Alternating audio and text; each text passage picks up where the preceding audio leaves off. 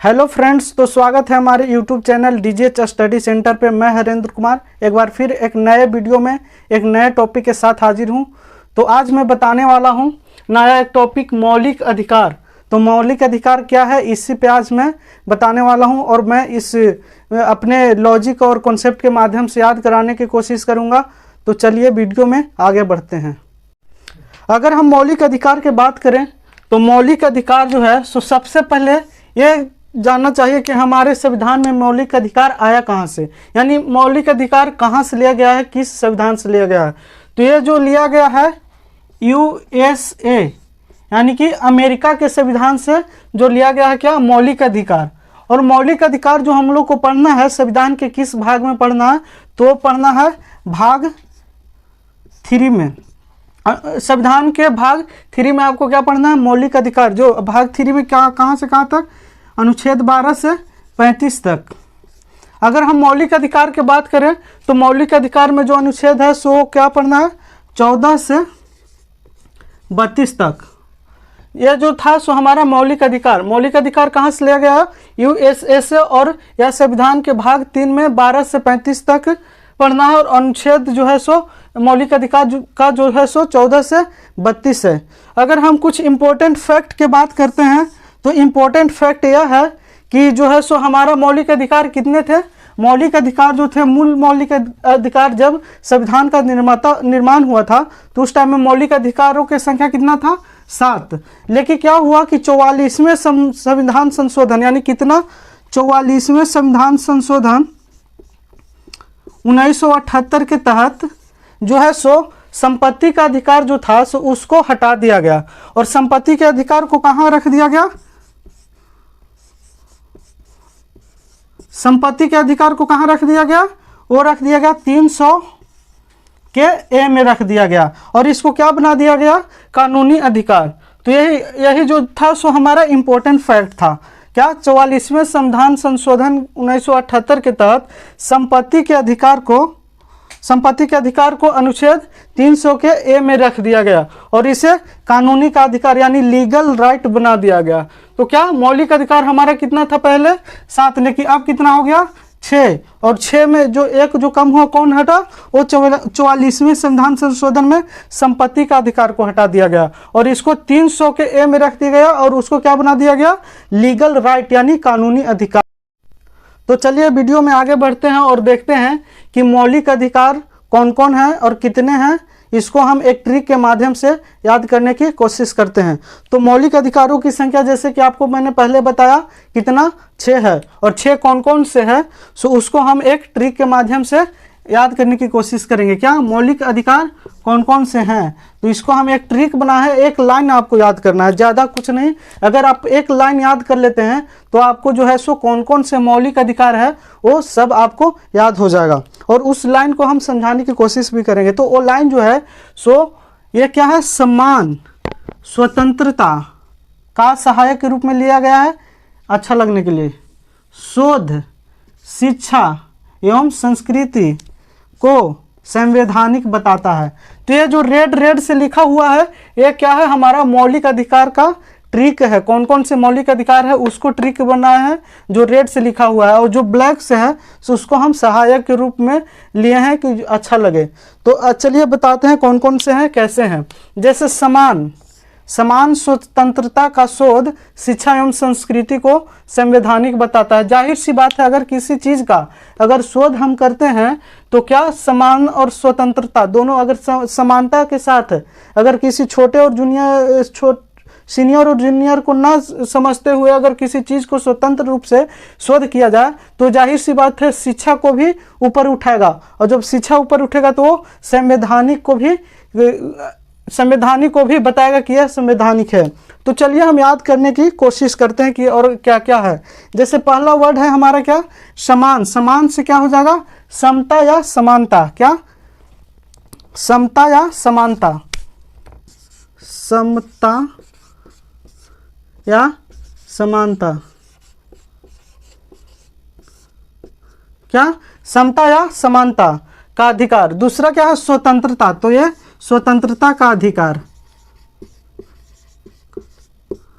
और तीसरा है जो वर्ड है वो है शोध। शोध से शोषण के विरुद्ध, शोषण, शोषण के विरुद्ध। और ध से धार्मिक,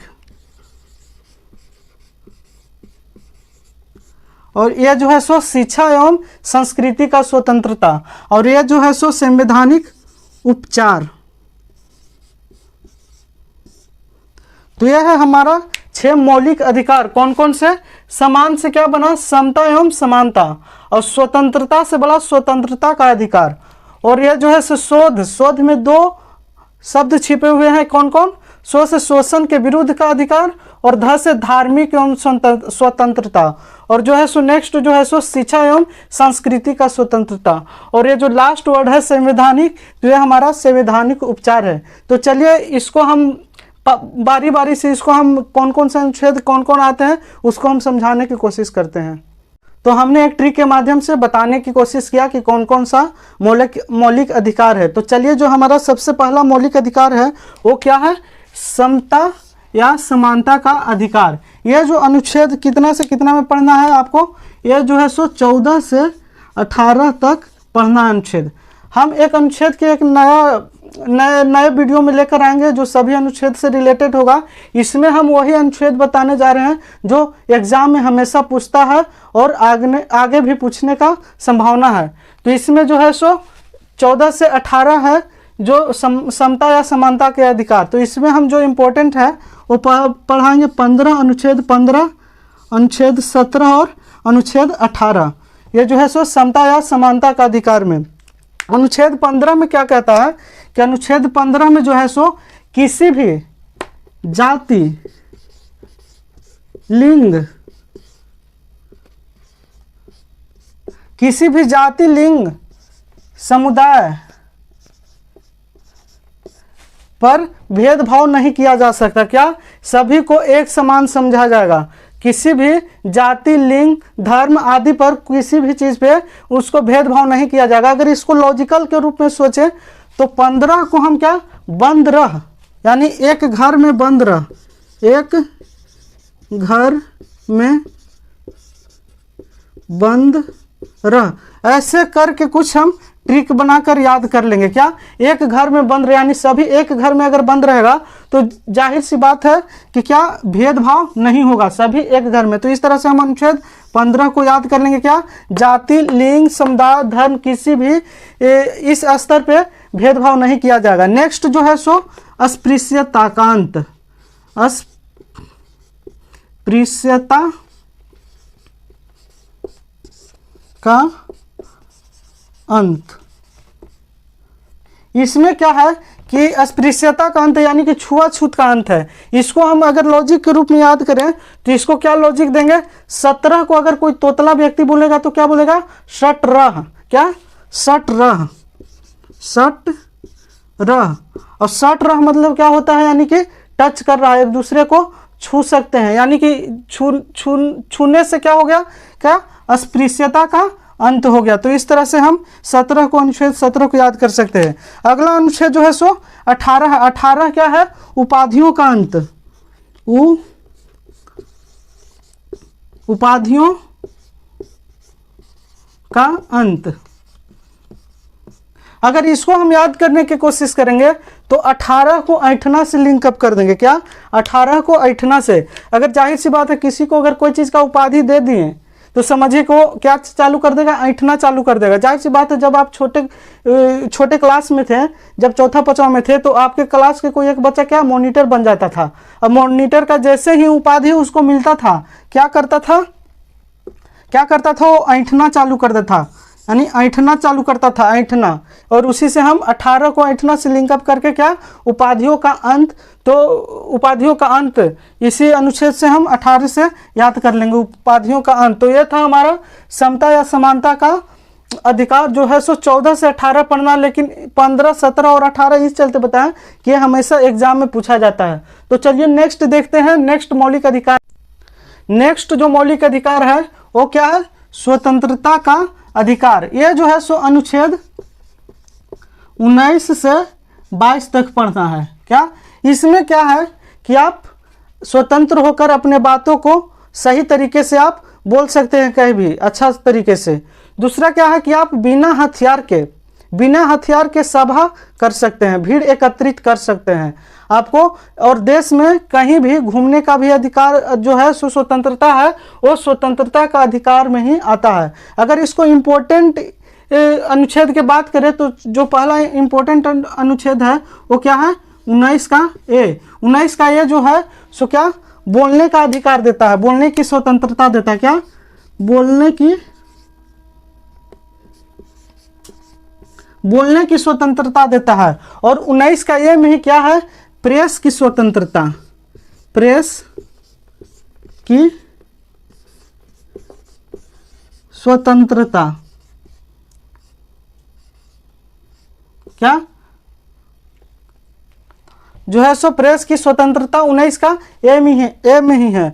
और नेक्स्ट जो है इंपॉर्टेंट इसमें स्वतंत्रता के अधिकार में वो है क्या, 21। इसका जो है सो प्राण एवं दैहिक स्वतंत्रता का संरक्षण, प्राण एवं दैहिक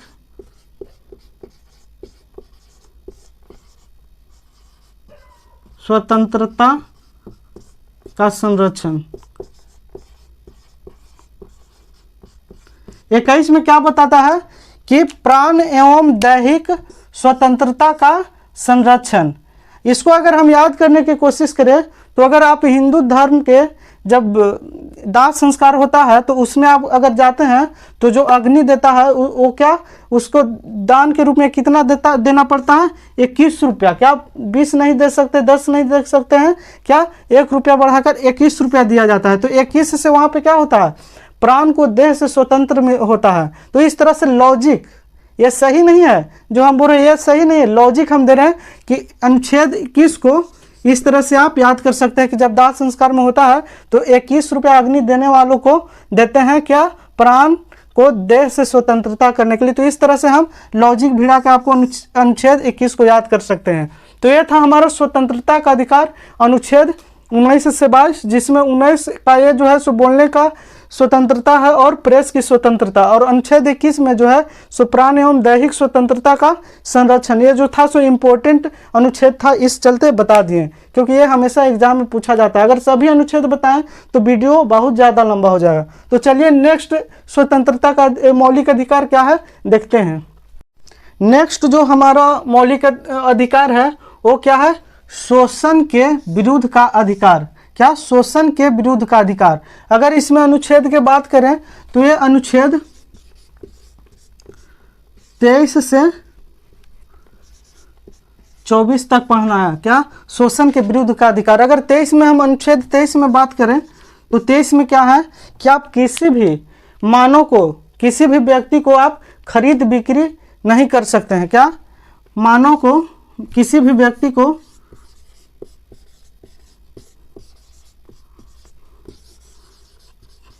खरीद बिक्री नहीं कर सकते हैं।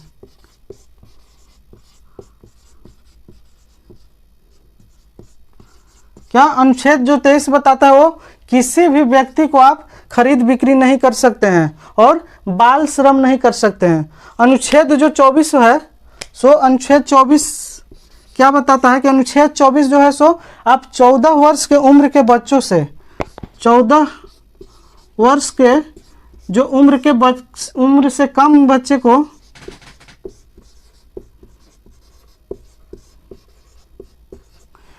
किसी भी कारखाना में आप नहीं रख सकते हैं, कारखाना या कंपनी में नहीं रख सकते हैं।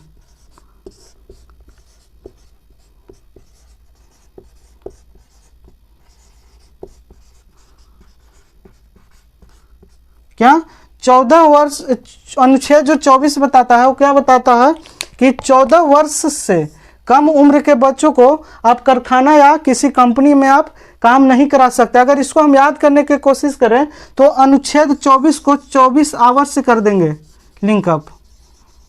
क्या, 24 आवर्स यानी कि 24 घंटा 14 वर्ष के कम उम्र के बच्चे क्या काम कर पाएंगे?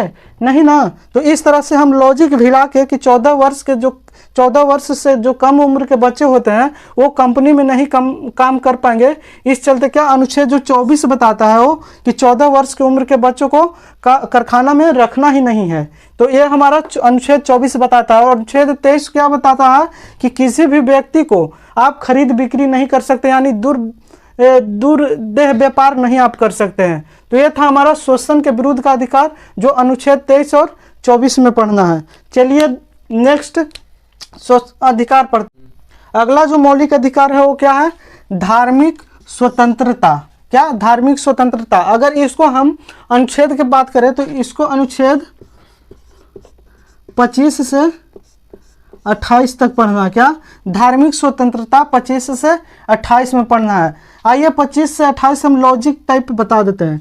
क्या? 25, 26, 27 और क्या 28। इसको हम लॉजिक के माध्यम से आपको 1 मिनट में याद कराने की कोशिश करेंगे। तो जो अनुच्छेद 25 है वो क्या है? आप किसी भी धर्म को प्रचार कर सकते हैं। क्या? किसी भी धर्म को प्रचार प्रसार कर सकते हैं।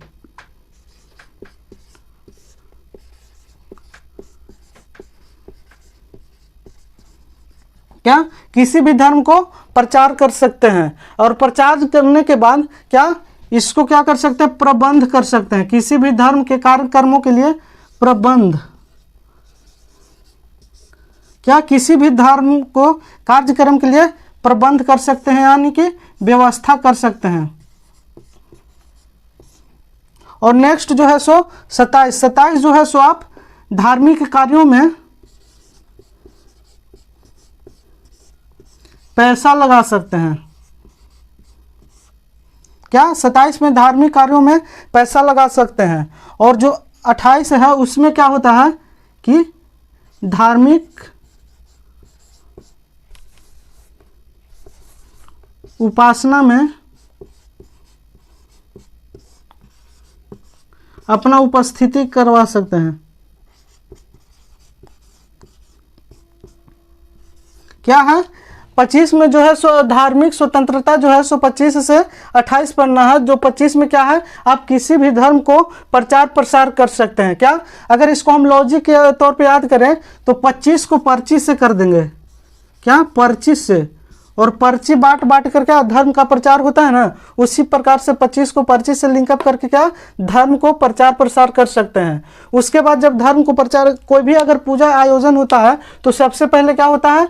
प्रचार होता है। यज्ञ कहीं होता है तो सबसे पहले पर्ची छपकर उसका क्या होता है? प्रचार होता है। प्रचार होने के बाद जो जहाँ पे पूजा स्थल होता है उस वहाँ पे क्या होता है? सभी चीज़ों का प्रबंध या व्यवस्था होता है। तो वो अनुच्छेद 26 में कहता है कि आप धार्मिक कार्यों के लिए आप किसी भी चीज़ को प्रबंध या व्यवस्था कर सकते हैं। और जो 27 में है सो क्या अगर यज्ञ करवाना है तो क्या प्रचार तो हो गया, प्रबंध भी हो गया, यानी कि कार्य करने के लिए पैसा का जरूरत पड़ेगा।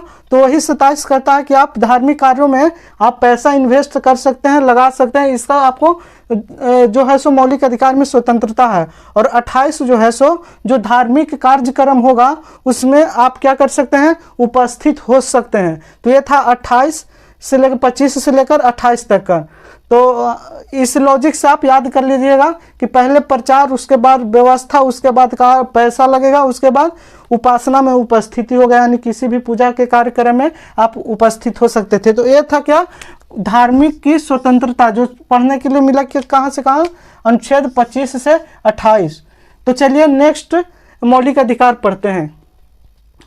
नेक्स्ट जो मौलिक अधिकार है वो है क्या? शिक्षा एवं संस्कृति संबंधित अधिकार। इसमें ये जो है सो इसमें अनुच्छेद 29 और 30 पढ़ना। क्या? 29 और 30। 29 कहता है कि अल्पसंख्यक हितों का संरक्षण। क्या? अनुच्छेद 29 में क्या है?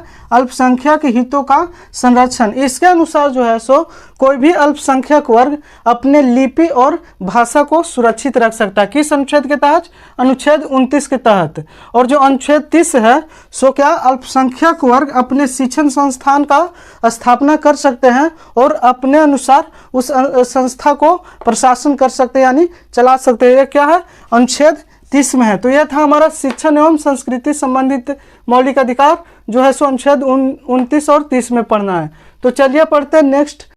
अगला जो मौलिक अधिकार है वो कौन है? छठा मौलिक अधिकार और अंतिम मौलिक अधिकार। जो छठा मौलिक अधिकार है वो क्या है? संवैधानिक उपचारों का अधिकार। ये जो है सो किस अनुच्छेद में पढ़ने के लिए है? अनुच्छेद किसमें? 32 में, अनुच्छेद 32 में।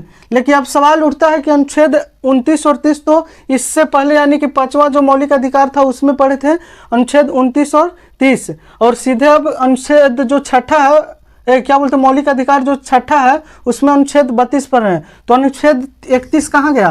तो यही जो इम्पोर्टेंट फैक्ट जब शुरू में बताए थे स्टार्टिंग में, तो बताए थे क्या कि इसमें जो था सो संपत्ति का अधिकार था।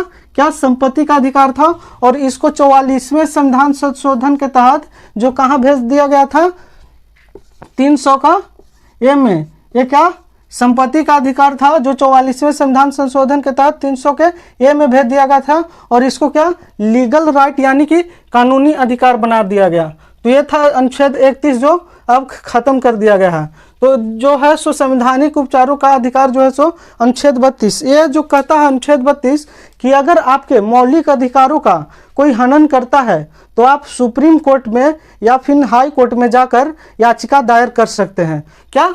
जो अगर आपके मौलिक अधिकार को कोई हनन करता है तो उसके खिलाफ आप सुप्रीम कोर्ट या हाई कोर्ट में जाकर याचिका दायर कर सकती है, अनुच्छेद 32 में कहा गया है। और इसी को क्या? संवैधानिक उपचार बोला गया है, संवैधानिक उपचार। Doctor B R. अम्बेडकर जी जो संविधान के निर्माता है, उन्होंने क्या बोला अनुच्छेद 32 को यानी कि संवैधानिक उपचार को, कि यह जो है सो क्या? संविधान का आत्मा है। संविधान की आत्मा, अगर क्वेश्चन भी एग्जाम में बहुत बार आता है क्या कि संविधान के आत्मा किस मौलिक अधिकार को कहते हैं? तो क्या? संवैधानिक उपचारों का अधिकार। अगर पूछ दे कि किस अनुच्छेद को कहते हैं तो अनुच्छेद हो जाएगा सो 32 हो जाएगा। तो ये था हमारा कुल मिला के 6 मौलिक अधिकार, और इसको हमने अपने माध्यम से अपने लॉजिक देकर, अपना कॉन्सेप्ट देकर याद कराने की कोशिश किया। तो आई होप आपको ये वीडियो समझ में आ गया होगा। अगर ये वीडियो आपको समझ में आ गया तो प्लीज़ हमारे चैनल को सब्सक्राइब कीजिए, और वीडियो अच्छा लगा हो तो वीडियो को लाइक कीजिए और कमेंट बॉक्स में अपना प्रतिक्रिया जरूर दें। तो चलिए फिर मिलते हैं किसी नए टॉपिक के साथ, तब तक के लिए जय हिंद।